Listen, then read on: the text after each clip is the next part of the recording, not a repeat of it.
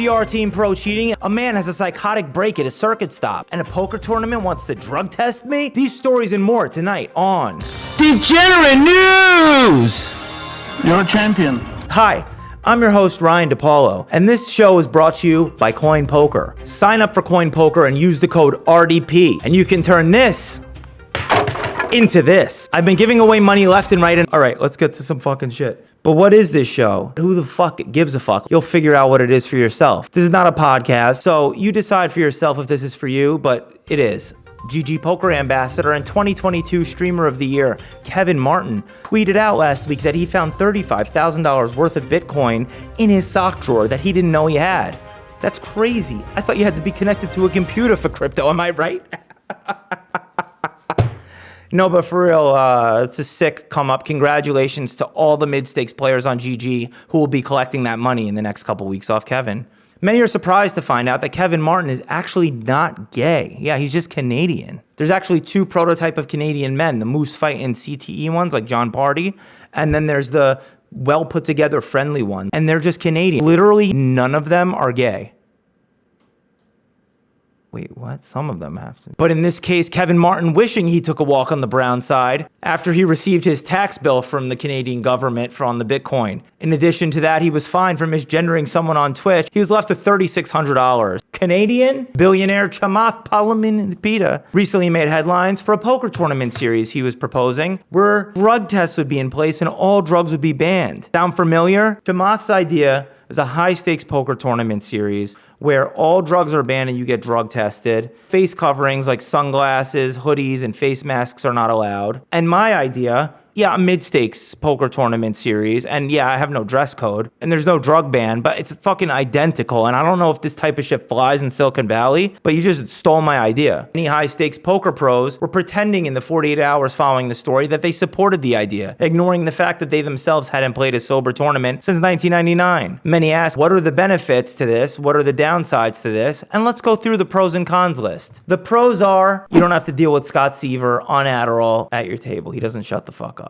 The cons are you don't get to play with people on drugs. Like, how rich do you have to be that you have an opportunity to play with people on drugs and be like, nah, I prefer to not have them. There's 2 out of like 20 popular drugs that make you a little bit better at poker. The rest make you a coked up Asian from LA that pays me with third pair on the river every fucking time. They're all, I don't know who the fuck knows what's going on. Or that heroin guy who tanks in every tournament. So I don't know who's going to support this because you're filtering for people who are damaging their brain in front of you. Stupid. Also, you look at the community, drugs and poker, like they were intertwined for me for a while. And I know other people feel the same because the fucking smoke area at the Rio outside looks like Colorado Boulder on 420. Also, there's just a lot of straight up junkie looking people, motherfuckers. I mean, I guess I could see how like the known sober and drug free players like Sean Winter and Scotty Wynn would definitely go for this. But I just can't imagine old heroin D-negs or methamphetamine Ivy going to play this series. Yo, I bet you for real the hardest drug D-Negs has ever done is like over under a peppermint patty that was like bagged at a factory where they make ground beef or some shit. Like Wild Ali Imsurovich recently reappeared in Texas at Houston's Champions Club. The admitted poker cheat was disqualified after registering last Saturday's 1500 when the tournament director or somebody who fucking works there, I don't know, found out he was in the event, found him, gave him his money back, and told him he was banned from the place. This is the only second live place that I'm aware of that is not allowed Ali to play after a lot of stories emerged in 2022 that he was cheating online, and then he admitted it a little bit in 2023. He's been basically blackballed from the poker world. And I just want to say something. Ali, you're the 2021 GPI Player of the Year, 64th on the all-time money list. You are welcome if you use the code RDP to join Coin Poker. One account, code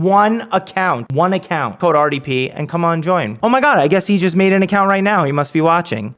What the fuck? And it looks like 17 of his relatives and Abraham Lincoln. Oh, this fucking guy. Funny that I make that joke because I actually know for a fact Coin Poker has good multi-account security because funny story, Danny Lazarus, stupid fuck, made an account without putting my code in and then called me and I'm like, just make another one and we'll delete that, you dumbass. But it became a whole thing. So they have good on-point security, Coin Poker. At a recent World Series of Poker circuit stop in Bumblefuck Who Cares Where, in the $1,700 main event, a man crab walked under 3 tables, flipping them over and causing chaos in the middle of the tournament. Take a look.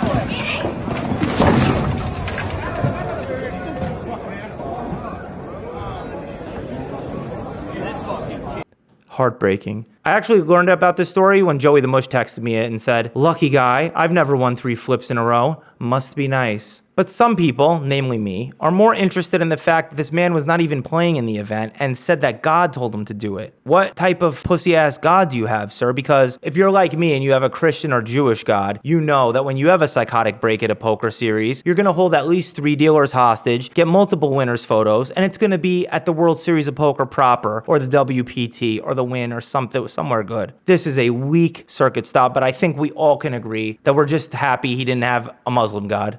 Which leads us to our main story tonight. I don't know how. Old photos have resurfaced of ACR Team Pro Ebony Kenny having GTO Wizard open while playing online poker on ACR. This coming just 2 weeks after Nacho Barbero, another ACR Team Pro, posted on his Instagram story the same thing. Poker tables open with GTO Wizard in the background. Now, ACR and JPAD's Coin Poker Zone did investigations into Nacho's play and said that there was no evidence of him using real-time solutions while playing in hands. He claimed he was training horses or something like I don't fucking know, or just looking up spots, and I believe him. I 100% believe him. Now, we come to Ebony, and it's a different story altogether, right? She had it open, and she caught a lot of heat from the poker world, understandably so. The main sentiment being, "Go suck fucking Phil Nagy's dick, you filthy fucking whore." But besides that sentiment, people had a lot of questions, right? And she put out a statement claiming what had happened was she was just checking a hand from earlier. She wasn't real-time solving anything. She was just looking into a hand she had played earlier to see if she fucked it up or not. Many pointed out, while not nearly as bad as solving a hand in the hand, it's still maybe a violation of terms of service. A lot of people were really butthurt about it, and many found this excuse to be totally invalid, inexcusable, and I, for one, find it completely unbelievable. I do not buy it for a second that she was looking up a spot from earlier. I lived with Ebony for 3 years at Punter's Pad in the ACR house, 3 years for 6 weeks each summer. We spent a lot of time together. She does not fucking study at all. She probably doesn't even know how to log on GTO Wizard. In fact, I study shamed her the first summer we were living together. She probably pulled it up for the photo just to get me off her back. Trust me, guys, she doesn't fucking know. And even if she did have it up, everyone's forgetting the fact that she's a woman. She wouldn't even know how to read the chart. You guys are way overreacting. In all seriousness, I didn't know that this was against terms of service. People have raised very good points that it does give you an edge, but I just want to say right now, let me get my cigarette. I will never, ever not look up a spot on the break, 5-minute break. This is what I'll negotiate for. People are like, you have study time and then you have play time. That's fine. I understand. Completely, let's draw the line. Don't open GTO Wizard while you're playing. Fair should be the standard for everyone. All terms of service. You don't need it open. I'm never not going to be on break in like the fucking coin poker main event or some shit in a fucking huge buy-in. I'm too curious. You're telling me on my 5-minute shit cigarette break, I can't look up a spot and see if I fucked it up or even look up what's coming up if I want. Fuck you, I'm gonna. So it's like a gray area. It's not black and white. You see what I'm saying? It's like, what if I study then 5 minutes before the tournament starts? What if I study, you know what I mean? Like on the dinner break in a live tournament. It's not so black and white, guys. And in fact, I want to break this down even more. So I agree that it's wrong to look up shit after, and it should be clear. Nobody should have the shit open while they're playing. But it is a much different thing to look up a spot when you're not in the hand. And both players were found to be telling the truth, that they weren't real-time solving hands in hand. They weren't multi-accounting. They weren't God moding. But anyway, this brings me to our final segment tonight, my power rankings of cheat methods for 2025. Depaulo's power rankings. Cheating.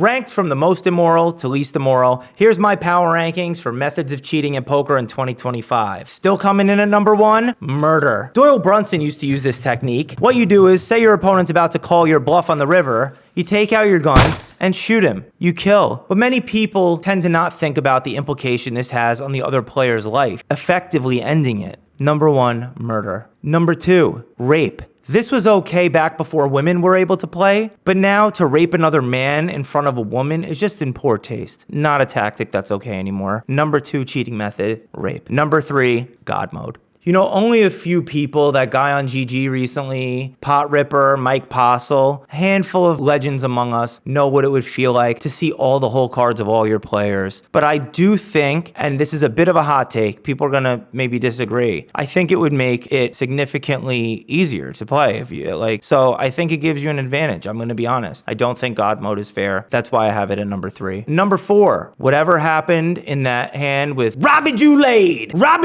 whatever the fuck fuck she did? That's number 4. She cheated in some fashion. So coming in at number 4 is Hustler live stream Los Angeles in general. Allegedly. How do you not get sued? In the metaverse. Number 5, kidnapping. We've all grabbed someone's wife to show them video feed of them tied up in order to get them to make that river call. But this is not okay anymore, and it's in fact cheating. It is still allowed and encouraged, in fact, in Saudi Arabia and Dubai PLO and stud high games. But in the rest of the world where women are not literal property, this is not okay. This is outlawed. Number 5, kidnapping wives. Number 6, multi-accounting. Unless you're using the code RDP, this is always wrong. Gaining card removal advantage and the ability to collude, it's super bad. This is like the fucking one of the worst ways to cheat in poker, for real. No good. You cannot fucking multi-account. Number 7, ghosting.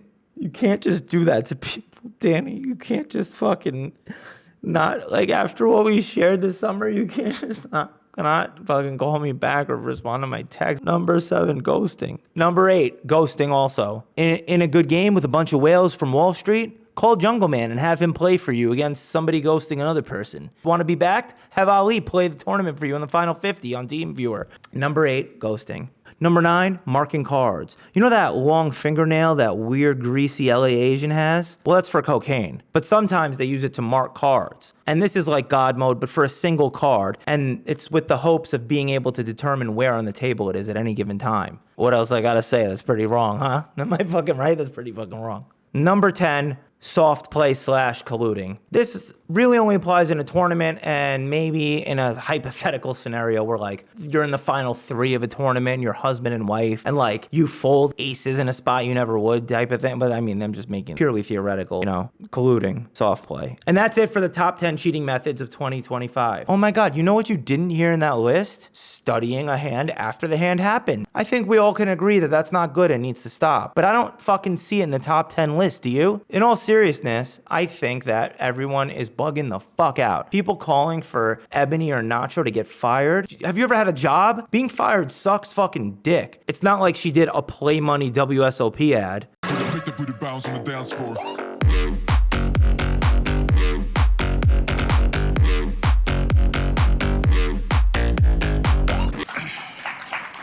Now, he doesn't deserve any applause. He called with King Jack.